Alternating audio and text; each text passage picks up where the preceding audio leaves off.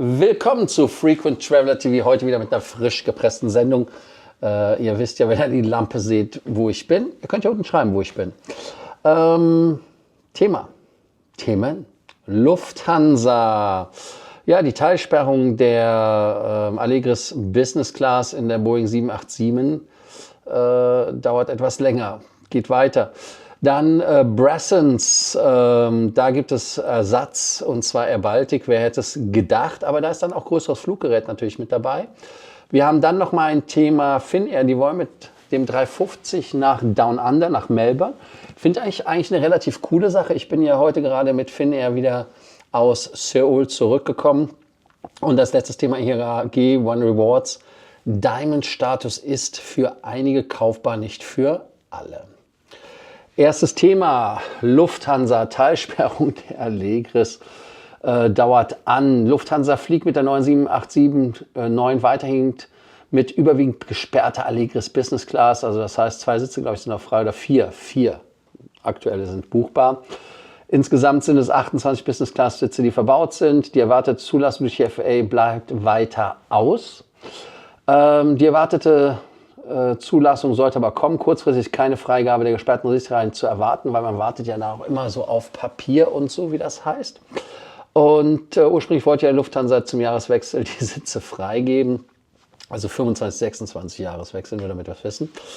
Und Grund ist natürlich, dass die Crash-Sicherheitsnachweise von der FAA gefordert werden und betroffen ist das Befestigungssystem der Allegris Module.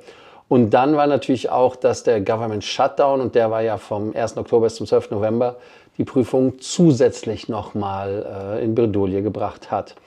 Die Flugzeuge sind ja seit dem 9. Oktober im Umlauf. Lufthansa geht weiter mit einem erheblichen Umsatzvolumen durch die gesperrte Kabine. Ich meine, da brauchst du nicht von ausgehen, brauchst nicht lange rechnen. Wenn du 28 Sitze haben kannst, die verkaufen kannst, dann hast du nur 4, ist ja eine klare Sache.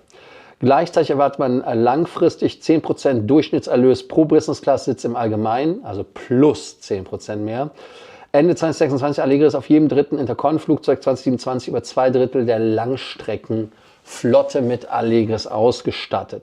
Carsten Spohr sagt, wir haben uns entschlossen, die Sitze erst einmal bis Ende April weiterhin zu sperren. Also April. Und man verkauft also erst ab Mai, man geht da lieber auf Nummer sicher. Macht natürlich auch Sinn. Ja, es ist schon lustig, wenn es nicht so traurig wäre.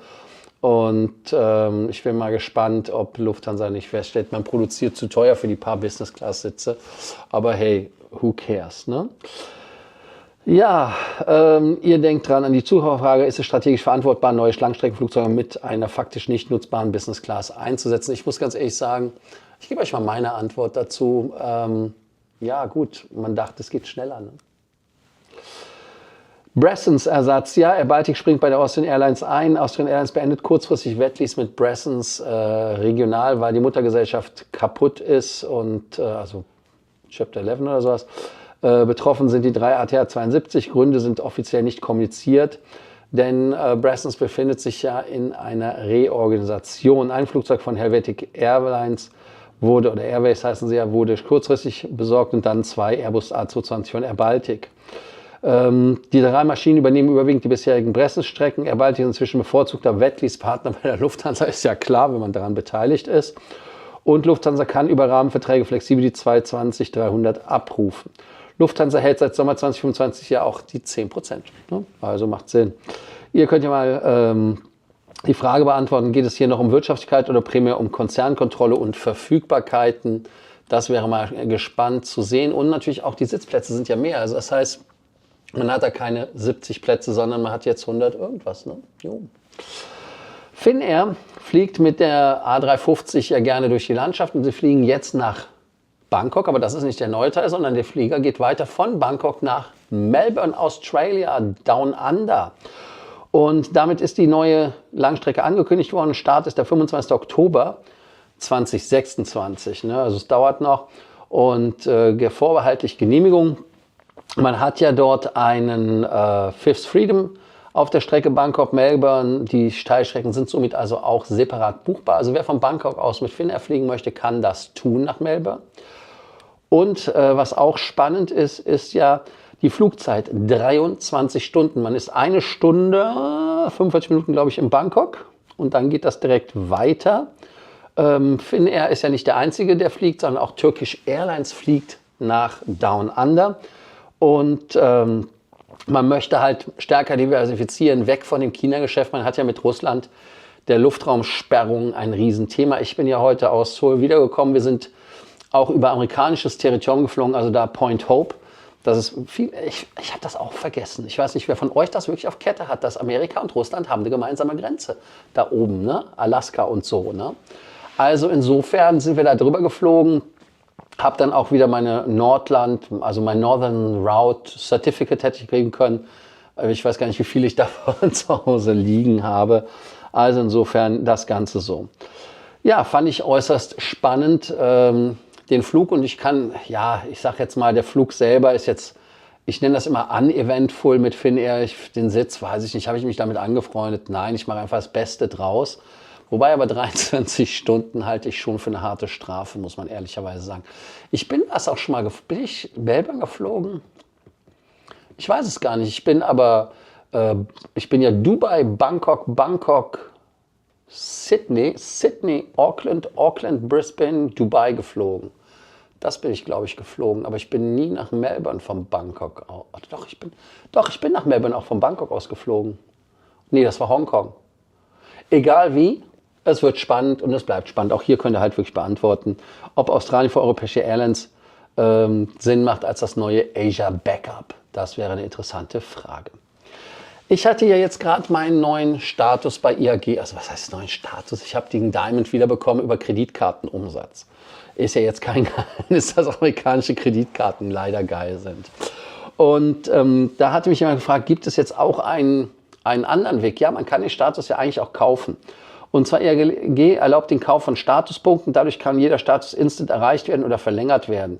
Bei Gold sind es ja 40.000, bei Platinum 60.000, bei Diamond 120.000. Also wer 120.000 kauft, bezahlt halt $1.000 und bekommt dann natürlich abzüglich Prämienpunktewert 400 US-Dollar. Einschränkungen, nicht alle Mitglieder sind berechtigt. Ne? Keine Lounge-Garantie trotz Top-Status ist natürlich ein Thema, was mich da stört. Und ihr wisst ja, ich bin ja eher mal der Meinung, dass IAG eher ein Programm ist, was eher so Coupon-Geschichte ist. Also man hat da so Rabattmarken, die man kauft. Und man kann natürlich jetzt sagen, okay, das ist natürlich günstig. Ich persönlich, ich weiß auch nicht, die neuen Änderungen von Hilton turnen mich irgendwie an. Also ich bin mal gespannt mit dem Reserve, wie das wird. Ich werde das mal ausprobieren. Und egal wie, ihr könnt die Frage des Tages hierzu beantworten. Ist ein Top-Status noch etwas wert, wenn man ihn einfach kaufen kann?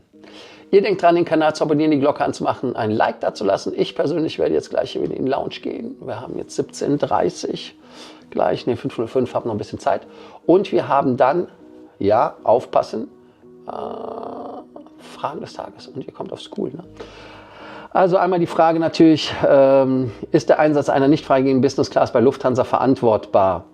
Und das Allegris, ist das Ganze ein Desaster? Würde ich so als Frage nachschieben. Und das andere ist natürlich, die andere Frage, ist Australien ein neuer Wachstumsmarkt für uns europäische Airlines? Weil wir sind ja früher, Lufthansa ist ja nach Perth geflogen, also insofern aber auch über Bangkok. Ne?